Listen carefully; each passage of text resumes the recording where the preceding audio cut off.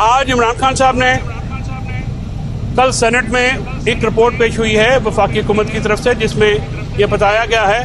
कि his royal excellency prince Mohammed bin Salman साहब ने इमरान खान साहब के रिक्वेस्ट के ऊपर 7500 जो सऊदी जेलों में मुक़य्यद पाकिस्तानी गरीब मज़दूर और मुस्तहिक़ीन थे उनको रिलीज़ किया था। तो इमरान खान साहब ने इसकी आज हिज रॉयल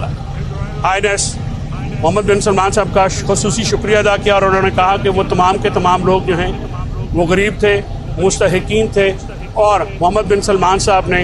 बड़ी मेहरबानी करते हुए उनकी दरख्वास्त के ऊपर उनको रिलीज़ किया। तो इसके लिए वो उसके शुक्रगुज़ार हैं। तो पाकिस्तानियों के लिए इमरान खान साहब हमेशा दर्द दिल रखते हैं, और हम सऊदी क्राउन प्रिंस के